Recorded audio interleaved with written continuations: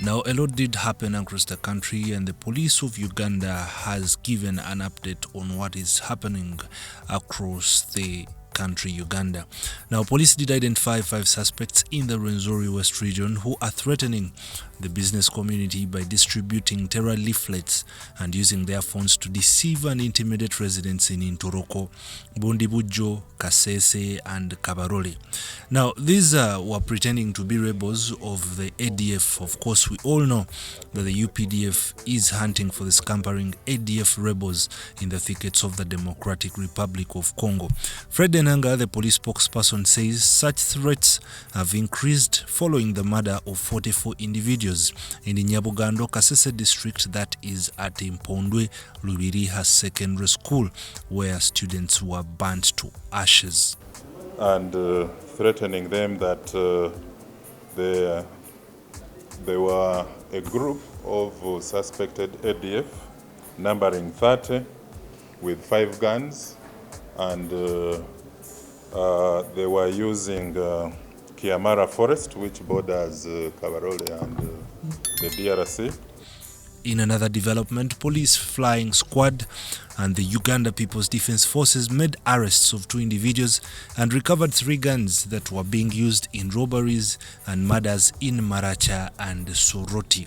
Remember, gun violence has been critiqued by members of the public since this specific issue has claimed lives of many. You do remember the shooting of Jaja Ichuri, one of the bloggers in the country, and the shooting of the then state minister for Labour, Kano Charles Engola. Tracked down 2 suspects who formed part of the group that attacked Mawa Bosco, aged 39, aged 38, a peasant farmer of Obaya village, Paranga sub-county in Maracha district. This incident happened on the 10th of July 2023, where this victim was shot just near the border of Uganda and Congo.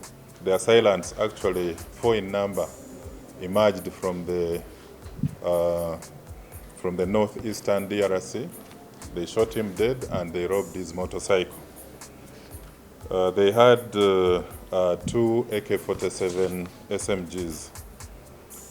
Now, we managed to track down 2 amongst the 4 suspects, and the 2 we arrested include Ramuke Robert alias Waigo, aged 38, from Ochevu Cell in Maracha, and Swaibu Magutani alias Boy, aged 24, a resident of Kulubu Cell in Koboko district, and they admitted to having participated in the aggravated robbery and murder of Mawa Bosco, and they led us to the recovery of 2 AK-47 guns, although they were without the magazines, but it still remains a very successful recovery.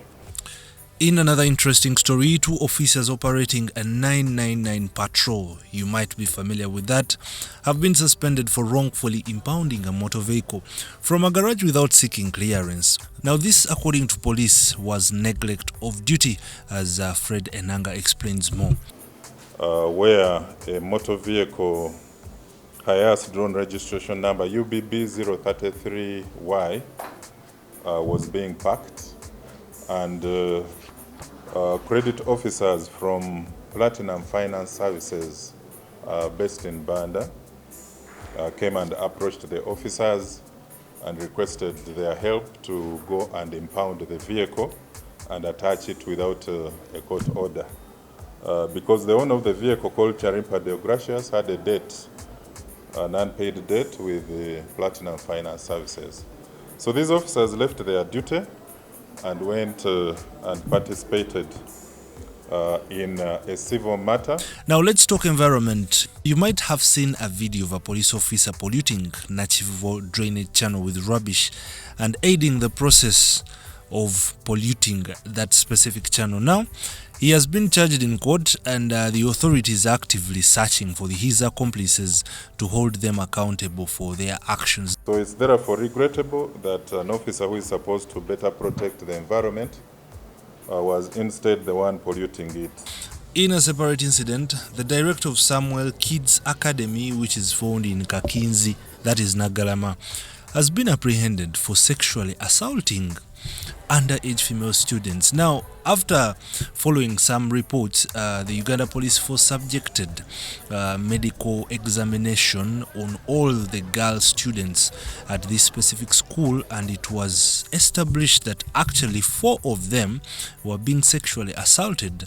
And following that assessment, the director of the school was charged with 2 counts of aggravated defilement.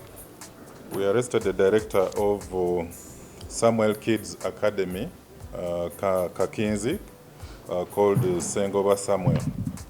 Now, these are crimes that occurred inside the director's house. We established that the director's sitting room acts as a sick bay for the girls only. Then the learners, especially girls, would always go and watch television inside the director's living room. And so that is that. The other 2 girl victims, though we established that they were sexually assaulted, have refused to tell us the persons who are responsible. So we've called the parents and counselors so that we can prevail over them and ensure that the perpetrators of sexual violence are charged. Finally, a UPDF captain identified as Charles Asimwe has been arrested for impersonating 2 immigration officers and masquerading as a UPDF major. Now, this gentleman allegedly extorted, you can imagine, 100 million shillings from foreign nationals. The spokesperson for immigration, Simon Mundei, confirmed the developments.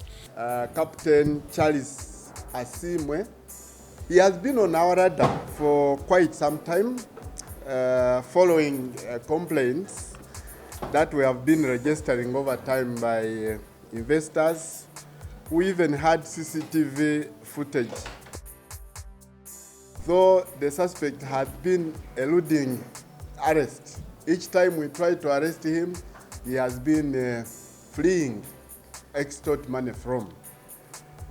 And of course our investigations are still going on, but what is going to happen now is that we are going to hand him over to CMI, since he's a serving military officer, and they are going to deal with him.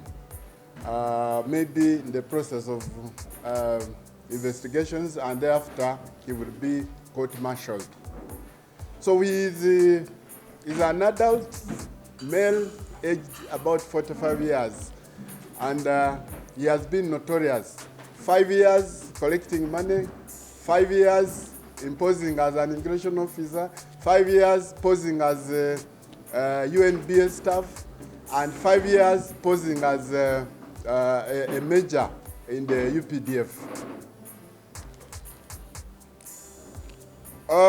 Secondly,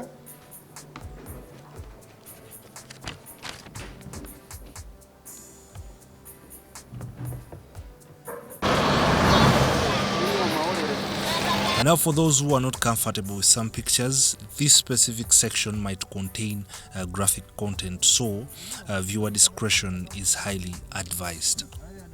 Now, in rather very unfortunate incident that occurred on the 16th of July 2023, that was at about 8:30 p.m. It is alleged that a trailer traveling from South Sudan heading to Congo failed to negotiate a corner at Muzizi Kagadi Chenjojo Road in Kagadi District, ramming into a Toyota Hiace that was traveling from Fort Potro, killing 16 people on board and injuring 2 occupants on the trailer. Now, Traffic Police spokesperson Michael Kananura told the media that investigations have attributed the accident to overspeeding. Driving beyond speed limits. 2, careless overtaking. Drivers who overtake where it's not necessary or where they are not supposed to overtake from, especially in corners, on hills, and much more so when there is too much traffic ahead of you. The turnman and the driver were injured in the process and are receiving treatment at Kagadi Hospital. This is one of the serious fatal accidents registered by police. May the souls of the deceased rest in peace.